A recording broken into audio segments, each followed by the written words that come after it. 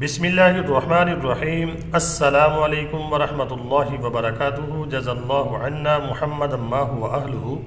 میرے ناظرین، امید ہے آپ خیریت سے ہوں گے۔ اللہ تعالیٰ شانہ آپ کو خوش و خرم۔ اربوں میں مال کی زیادتی، یہ نشانی بھی پوری۔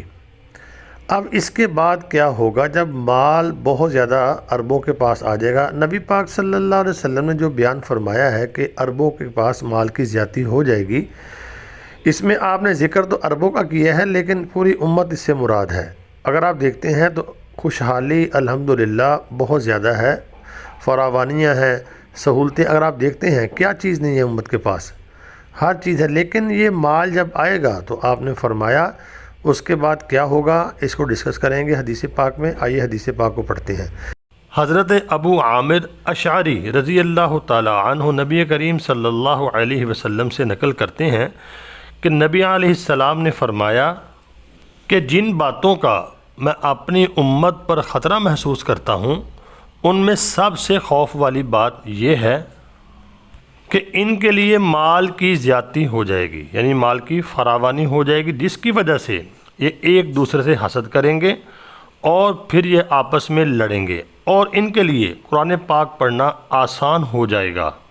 چنانچہ اس قرآن پاک کو ہر منافق اور ہر فاسق فاجر پڑھے گا، اور قرآن پاک کی آیات میں یہ تعویلیں کریں گے اور مومنوں سے یہ جھگڑا کریں گے، حالانکہ اس کی تعویل اور تفسیر اللہ تعالیٰ کے سوا کوئی نہیں جانتا۔ جیسے کہ لوح قرآنی ہے، اس کا معنی اور ترجمہ صرف اللہ ہی کو پتہ ہے، اللہ ہی کو اس کا علم ہے، اور اس کے علاوہ آج کل کے لوگ قرآن پاک کا ترجمہ پڑھ کے خود ہی بیان کرتے ہیں، اور قرآن پاک کی آدھی آیات کا ترجمہ کر کے لوگوں کو گمراہ کرتے ہیں۔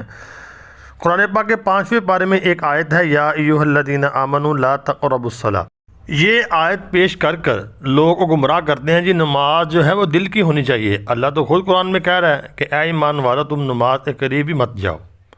تو آگے نہیں بتاتے کہ وَأَنْتُمْ سُکارىٰ، کہ اللہ تو کہہ رہا ہے تم جب نشے کی حالت میں ہو اس وقت نماز کے قریب نہ جاؤ۔ آگے فرمایا کہ جب تم حالت جنابت میں ہو تب بھی نہ جاؤ۔ اتنی سی آیت بیان کر کے عام لوگوں کو، سادے لوگوں کو گمراہ کرتے ہیں، جی نماز پڑھ لو پھر بھی کوئی بات نہیں ہے، تو دل کی نماز ہونی چاہیے۔ تو اس طرح لوگوں کو گمراہ کرتے ہیں۔ تو مجھے ایک بات یاد آ گئی، میں آپ کو سناتا ہوں۔ ایک بندے نے مجھ سے ایک دفعہ مسئلہ پوچھا، اس سے کسی اہل تشیع نے پوچھا تھا، تو اس نے مجھ سے پوچھا، اس نے کہا جی شیعہ حضرات کہتے ہیں کہ قرآن پاک میں شیعوں کا ذکر ہے۔ تو اس نے ایگزامپل جو دی وہ قرآن پاک کی آیت ہے سورہ صافات کی، اس میں ہے وَإِنَّ مِن شِيعَتِهِ لَإِبْرَاهِيمَ، کہ اس نے کہا دیکھیں جی شیعہ کا ذکر قرآن پاک میں ہے، ابراہیم علیہ السلام بھی شیعہ تھے، یعنی پیغمبر بھی شیعہ تھے۔ تو جب اس نے مجھ سے یہ بات کہی تو اس کے بعد اللہ رب العالمین نے پھر مجھے توفیق دی، پھر میں نے اس کو جواب دیا۔ تو میں نے سورۃ القصص کی ایک آیت اس کے سامنے پیش کی کہ ان فرعون علا فی الارض وجعل اہلہا شیعا۔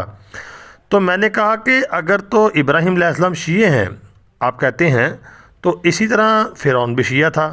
تو اس کے بعد پھر اس نے کوئی سوال جواب نہیں کیا۔ شیعہ کا معنی جو ہوتا ہے گروہ ہوتا ہے، تو اب اپنے طرف منسوب کرنا، کوئی لوگ ایسے کرتے ہیں الفاظ کو اپنی طرف منسوب کر لیتے ہیں، کئی یعنی کہ تفسیر میں گڑبڑ کرتے ہیں۔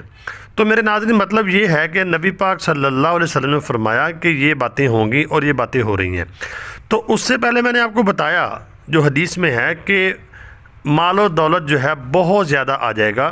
اگر آپ دیکھتے ہیں عربوں کے پاس، آپ کو پتہ ہے پہلے بکریاں یا اونٹ چرایا کرتے تھے وہ، اور اب دیکھیں ان کے پاس پیسہ، اتنا پیسہ ہے، ایسے وہ یعنی کہ شہر بنا رہے ہیں، ایسی عمارات بنا رہے ہیں۔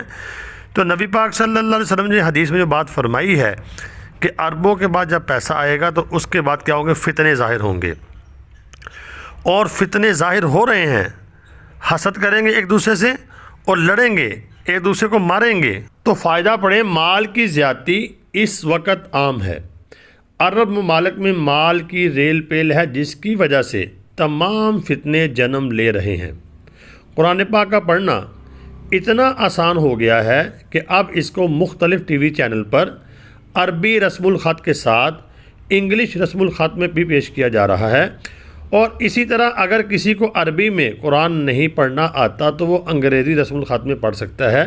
یہ فاسق اور منافق آج قرآن پڑھتا نظر آتا ہے، بلکہ اس میں بغیر علم کے، اس کے پاس ہوتا نہیں ہے، تو اپنی رائے زنی کرتا ہوا آپ کو نظر آئے گا۔ ترکی، مصر، تیونس، امارات کے بعد اب ہمارے ملک میں بھی قرآن کی تفسیر وہ لوگ کر رہے ہیں جن کو ذرہ برابر بھی علم نہیں ہے۔ یہ وہ لوگ ہیں جو ایک طرف فلموں، ڈراموں میں کام کرتے ہیں اور امت کو بے حیائی کا سبق دیتے ہیں۔ ڈراموں میں کیا ہوتا ہے آپ کو پتہ نہیں ہے؟ تو وہاں پہ لوگوں کو یعنی کہ بے حیائی کا درس دینے کے بعد قرآن پاک کا ترجمہ بھی یہی لوگ کرتے ہیں۔ علماء کو تو کچھ سمجھا ہی نہیں ہے، جنہوں نے ساری زندگیاں اپنی علم کی جستجو میں، علم کو حاصل کرنے میں، اس کا نور حاصل کرنے میں لگا دی۔ ان سے زیادہ علم کون جانتا ہے؟ ایک بندہ جس فیلڈ کا ہو، جس یعنی کہ شعبے میں ہو، وہی اس کا ماہر ہوتا ہے۔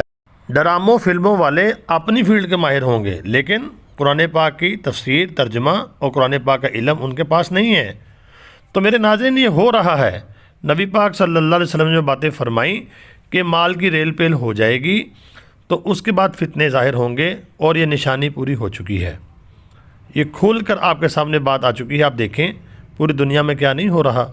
تو میرے ناظرین، میں امید کرتا ہوں آپ کو حدیث پاک سمجھ آ گئی ہوگی۔